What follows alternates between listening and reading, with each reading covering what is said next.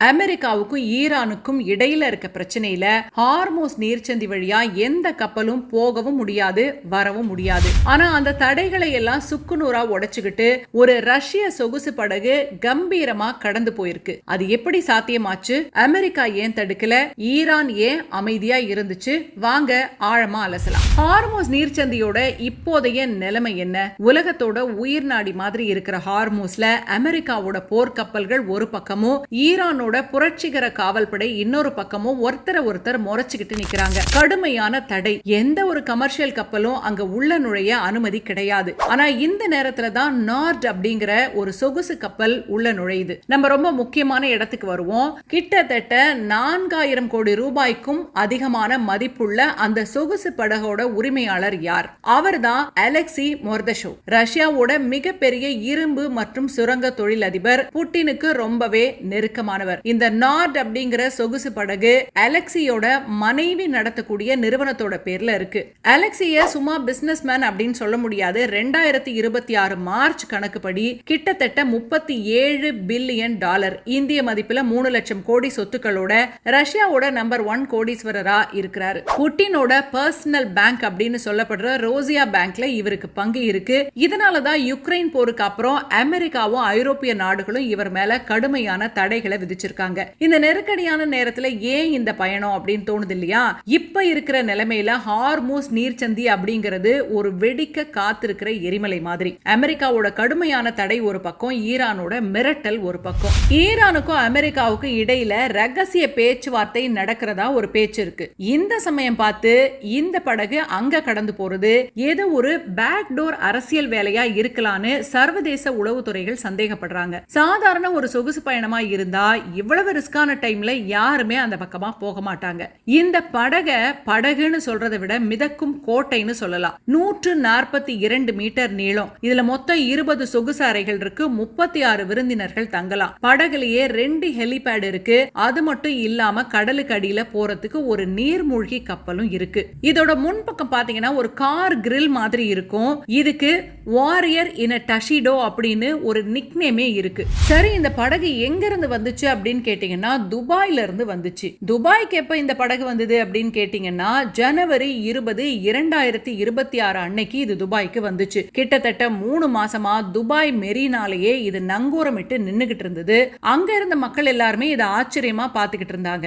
திடீர்னு போன வெள்ளிக்கிழமை ஏப்ரல் 24ஆம் தேதி மதியம் 2 மணிக்கு துபாயில இருந்து கிளம்பி சனிக்கிழமை காலையிலேயே ஹார்மோஸ் நீர்ச்சந்தியை கடந்துடுச்சு. இங்கதான் ரொம்ப முக்கியமான மர்மம் இருக்கு. ஒரு கப்பலோட இருப்பிடத்தை காட்டுற AIS சிஸ்டம் ஹார்மோஸ் நீர்ச்சந்தியை நெருங்கும் போது என்ன ஆச்சு? 2022ல ஒரு தடவை தடைகள்ல இருந்து தப்பிக்க இந்த படகு 8 மாசமா ஆட்டோமேட்டிக் ஐடென்டிபிகேஷன் சிஸ்டம் அப்படின்னு சொல்லப்படுற AIS ஆஃப் பண்ணி வச்சிருந்தது. இப்போ இந்த பயணம் முழுசும் இது சிக்னலை ஆன்ல வச்சிருந்த மாதிரி தெரிஞ்சாலும் ஹார்மோஸ் நீர்ச்சந்தியோட குறிப்பிட்ட ஒரு ரகசிய வழித்தடத்துக்குள்ள நுழையும் போது ரேடார்ல இருந்து தப்பிச்சு போயிருக்கலான்னு சந்தேகங்கள் இருக்கு. ஏன்னா அமெரிக்க படைகள் கண்ணில் படாம எப்படி இது கடந்தது அப்படிங்கிறதுக்கு வேற விளக்கமே இதுவரைக்கும் கிடைக்கல. அந்த மர்மமான நார்ட் படகு இப்ப ஓமன்ல அல் மௌஜ் துறைமுகத்துல தான் நங்கூரமிட்டு நிக்குது. இங்கதான் ஒரு பெரிய அரசியல் சதுரங்கம் நடக்குது.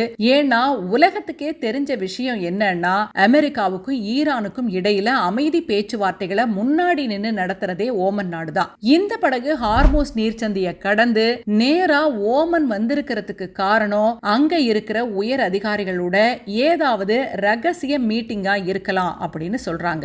இப்போ இருக்கிற இன்னொரு பெரிய கேள்வி என்னன்னா இந்த படகு மஸ்கட்ல இருந்து அடுத்தது மொரீஷியஸ் நோக்கி போக தயாரா இருக்கு. எதுக்காக இந்த திடீர் பயணம்? மொரீஷியஸ்ல இருக்க ஆஃப் ஷோர் வங்கிகள் மூலமா 5 பில்லியன் பணத்தை ரகசிய பரிமாற்றம் செய்ய போறாங்களா அப்படின்ற கேள்வி. இது என்ன 5 பில்லியன் பணம் அப்படின்னு கேக்குறீங்களா? தென் கொரியாவில் முடக்கப்பட்டிருந்த ஈரானோட எண்ணெய் விற்பனை பணம் தான் இது. இப்போதைக்கு இது கத்தார் நாட்டு வங்கிகள்ல அமெரிக்காவோட நேரடி கண்காணிப்புல இருக்கு. இந்த பணத்தை ஈரான் அரசு நினைச்சபடி செலவு பண்ண முடியாது. உணவு மற்றும் மருந்துகள் மாதிரியான மனிதாபிமான தேவைகளுக்கு மட்டும்தான் இதை பயன்படுத்தணும்னு கத்தார் மூலமா அமெரிக்கா ஒரு பெரிய பூட்டு போட்டிருக்கு. இது 2018ஆம் வருஷத்திலிருந்து கத்தார் நாட்டுல முடங்கி கிடக்கு. இந்த 500 பில்லியன் பணத்தை கேட்டுதான் ஈரான் தொடர்ந்து அமெரிக்காவுக்கு அழுத்தம் கொடுத்துட்டு இருக்கு. இப்ப நடக்கிற டீல் என்னன்னா, நீங்க ஹார்மோஸ் நீர்ச்சந்திய திறந்து வழிய விடுங்க, நாங்க அந்த பணத்தை ரிலீஸ் பண்றோம் பண்றோம் அப்படிங்கிறது தான். அந்த ஒப்பந்தத்துக்கான ஒரு அட்வான்ஸ் சிக்னலா தான் இந்த ரஷ்ய படகோட பயணத்தை நிறைய பேர் பாக்குறாங்க. இன்னொரு கோணமும் இதுக்கு இருக்கு. அமெரிக்காவோட பிடியில இருந்து தப்பிக்க நினைக்கிற யாரோ ஒரு முக்கியமான நபர் இந்த படகுல தப்பிச்சு மொரீஷியஸ் போறாரா? ஏன்னா மொரீஷியஸ் ஒரு தீவு நாடு, அங்க பாதுகாப்பு அதிகம். அதோட சர்வதேச தடைகளை தாண்டி அங்க பதுங்கிறது ரொம்பவே ஈஸி. ரஷ்ய பணக்காரர்கள் பொதுவாவே மொரீஷியஸை தேர்ந்தெடுக்க ஒரு முக்கிய காரணம் இருக்கு. அங்க வரி சலுகைகள் அதிகம். அது மட்டும் இல்ல, ரஷ்யாவுக்கும் மொரீஷியஸுக்கும் இடையில ஒரு நல்ல ராஜதந்திர உறவு இருக்கு. இந்த படகு அங்க போய் சேர்ந்துச்சுன்னா அப்புறம் அமெரிக்காவால இதை தொடவே முடியாது. ஒருவேளை புட்டினோட நம்பிக்கைக்குரிய ஒரு நபர் ஈரானுக்கும் அமெரிக்காவுக்கும் இடையில இருக்கிற சீக்ரெட் மெசேஜை எடுத்துக்கிட்டு மொரீஷியஸ் வழியா தப்பிக்கலாம்னு உளவுத்துறைகள் ஒரு கோணத்தையும் சொல்றாங்க. ஆக ஓமன்ல ஆரம்பிச்சு மொரீஷியஸ் வரைக்கும் நீள்ற இந்த பயணம் சாதாரண கடல் பயணம் கிடையாது. இது ஒரு பெரிய சர்வதேச டீல். ஓமன் நாடு அமைதி பேச்சுவார்த்தைக்கு வித்திடுது. கத்தார் பணத்தை விடுவிக்க தயாரா இருக்கு. ரஷ்ய படகு ஒண்ணு தூதுவன் மாதிரி போயிட்டு இருக்கு. கடைசியில அந்த 5 பில்லியன் பணம் ஈரானுக்கு கிடைக்குமா, இல்ல மொரீஷியஸ் வங்கிகள் மூலமா வேறு ஏதாவது பரிமாற்றம் நடக்குதா?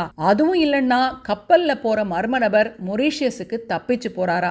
இவ்வளவு ஆபத்தான சூழ்நிலையில ஹார்மோஸ் நீர்ச்சந்திய கடந்து போறாங்கன்னா அது சாதாரண விஷயம் இல்ல அப்படிங்கிறது தான் எல்லா நாட்டு உளவுத்துறைகளுக்கும் இருக்கிற சந்தேகம். இந்த எல்லா கேள்விகளுக்கும் விடை மொரீஷியஸுக்கு போய் இந்த படகு நங்கூரமிடும் போதுதான் தெரியும். இப்போதைக்கு இது மொரீஷியஸ் நாட்டுக்கு போய் சேர மே 2 ஆகும்னு செய்திகள் வருது. இதையெல்லாம் கேட்ட பிறகு உங்களுக்கு ஏதாவது சந்தேகம் வருதா? நீங்க என்ன நினைக்கிறீங்க? உங்க கருத்துக்களை கமெண்ட்ல பதிவு பண்ணுங்க.